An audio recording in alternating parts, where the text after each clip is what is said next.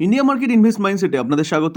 যারা চ্যানেলে নতুন এসেছেন তাদেরকে বলবো প্লিজ চ্যানেলটাকে সাবস্ক্রাইব করবেন, একটা লাইক করবেন, বেল আইকনটা প্রেস করবেন।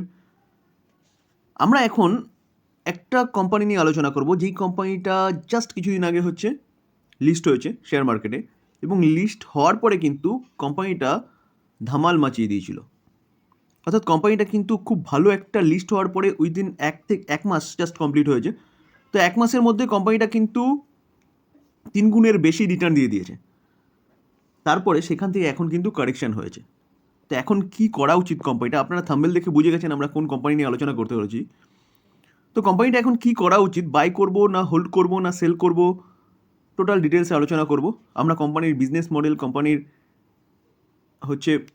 কি ব্যবসা করে, ফান্ডামেন্টাল কি আছে, সব নিয়ে আলোচনা করব। শুধু একটু ধৈর্য সহকারে আপনাদের সেটাকে দেখতে হবে। দেখুন, মার্কেট রিলেটেড নিউজ, আজকে মার্কেটে কীরকম কী হালচাল দেখা গেছে, টোটাল জিনিসটা নিয়ে আলোচনা করেছি।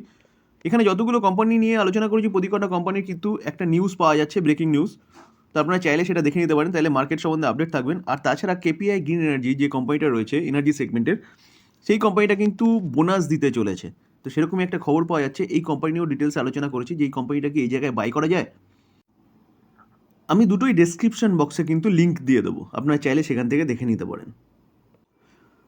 আমরা এখন আইআরইডিএ নিয়ে আলোচনা করতে চলেছি, যেই কোম্পানিটা কিন্তু নভেম্বরের 28 তারিখে সম্ভবত লিস্ট হয়েছে।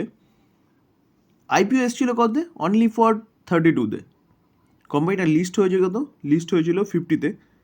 এবং সেখান থেকে কোম্পানিটা ব্যাপক একটা জার্নি দেখিয়েছে উইথিন এক মাসের মধ্যে। দেখুন কোম্পানিটা কি কতটা গেছে, 123 পর্যন্ত গেছিলো।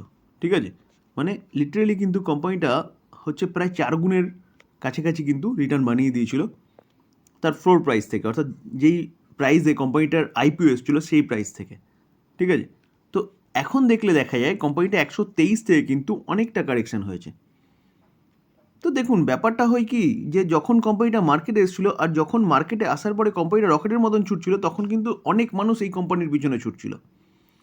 কারণ আমরা সবসময় একটা জিনিস করি কি, যে কোনো কোম্পানি যখন ছোটে তখন সেই কোম্পানিকে ধরার চেষ্টা করি।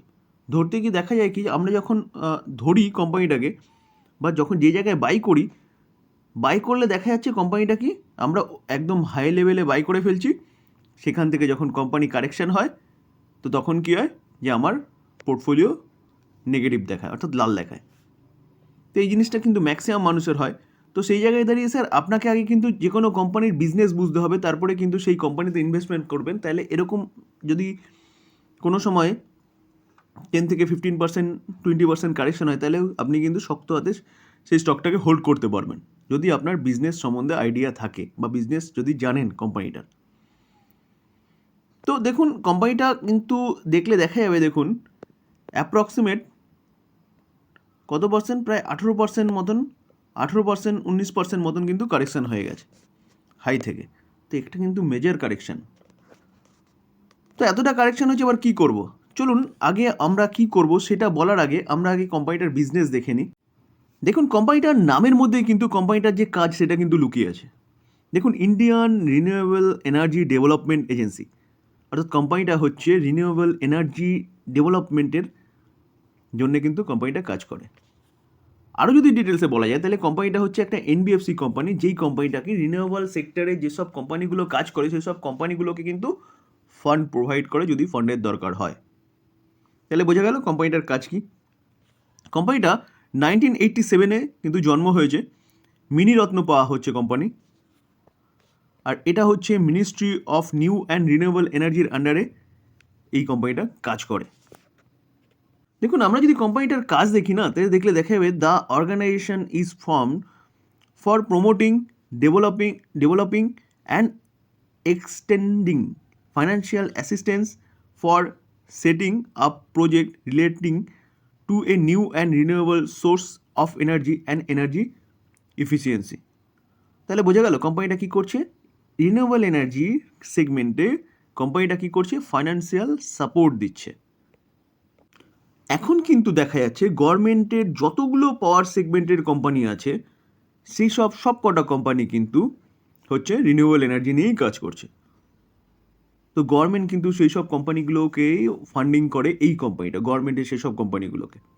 ঠিক আছে,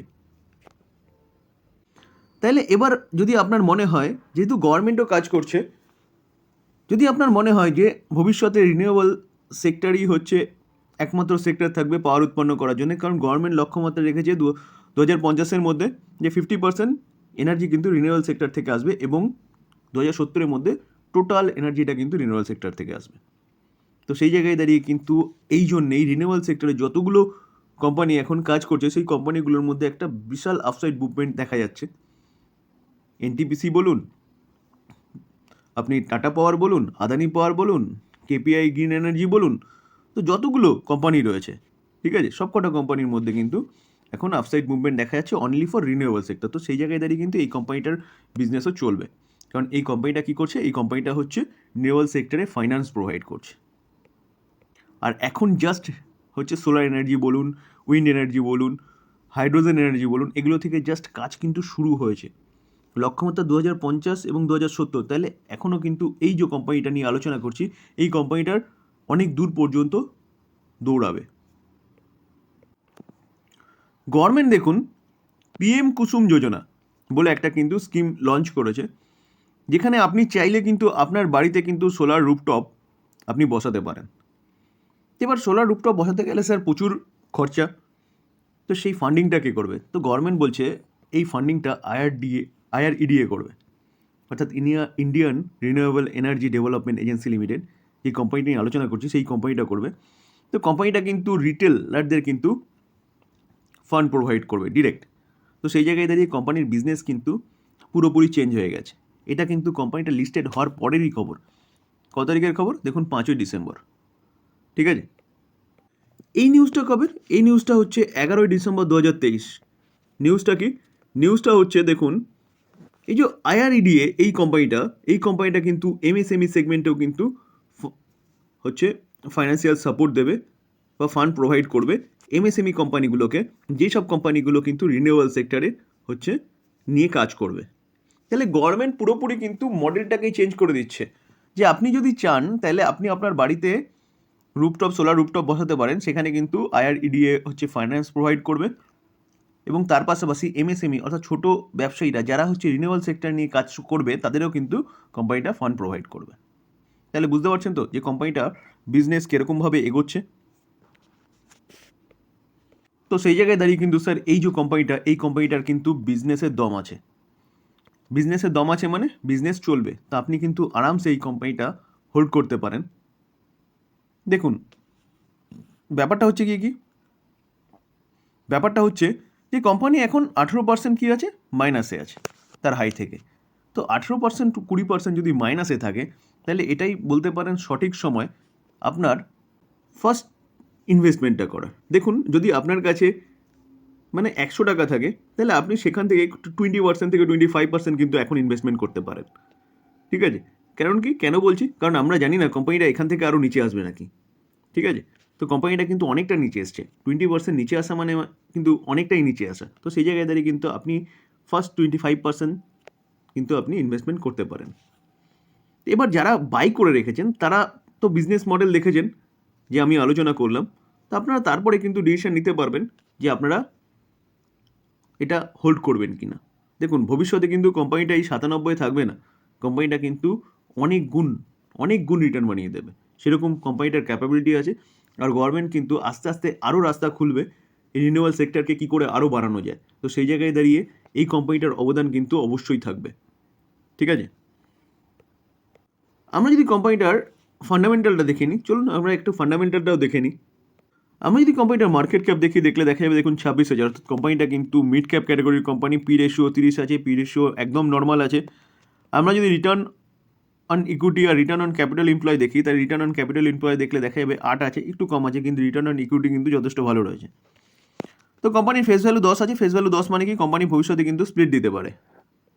দেখুন এই যে পিএফসি বলুন, আইআরএফসি বলুন, আরইসি বলুন, এগুলো সবকটা কোম্পানি কিন্তু গভর্নমেন্ট সেক্টরের কোম্পানি, এবং কোম্পানিগুলো কিন্তু ফাইন্যান্স প্রোভাইড করে। আইআরএফসি কী করে? আইআরএফসি হচ্ছে রেলওয়ে সেগমেন্টে ফাইন্যান্স প্রোভাইড করে, যেটা সেকেন্ড নাম্বারে রয়েছে।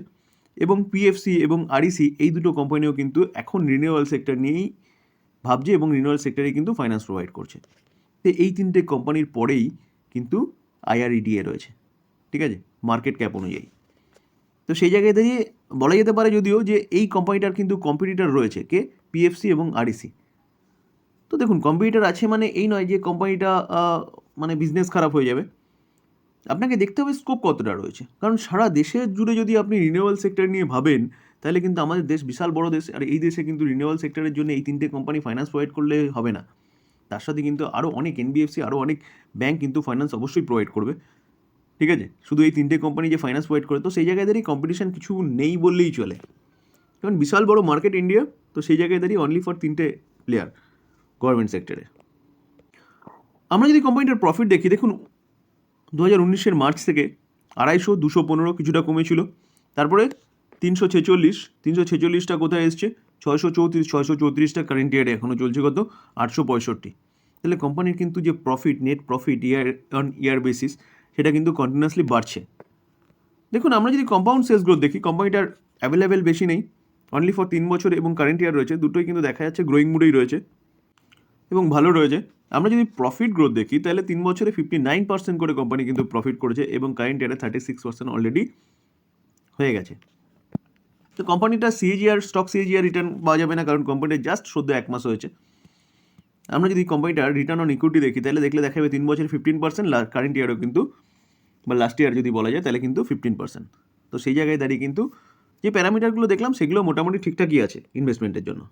সব কিছু দেখে কিন্তু এই কোম্পানি নিয়ে চিন্তাভাবনা করা যেতে পারে, আমি বলবো। দেখুন, আমি কোনো সেবি রেজিস্টার্ড পার্সন নই যে আমি কোনো বাই বা সেল রেকমেন্ডেশন আপনাদের দিচ্ছি না। আমি জাস্ট কোম্পানি নিয়ে ডিটেলস আলোচনা করলাম। এবার বাই করা বা সেল করা ডিসিশন পুরোপুরি আমাদের। আমি আমার মতামতটা কিন্তু জানালাম। তো এই ছিল আইআরইডি নিয়ে আলোচনা, যেখানে কোম্পানিটা কিন্তু অনেকটা কারেকশন হয়েছে। তো সেই জায়গায় দাঁড়িয়ে কী করবো, তো এই ভিডিওটা কিন্তু আপনাকে হেল্প করবে। যদি আলোচনাটা ভালো লাগে, প্লিজ যারা চ্যানেলে নতুন এসেছেন তাদেরকে বলবো চ্যানেলটাকে সাবস্ক্রাইব করবেন, একটা লাইক করবেন, বেল আইকনটা প্রেস করবেন। থ্যাংক ইউ, ভালো থাকবেন।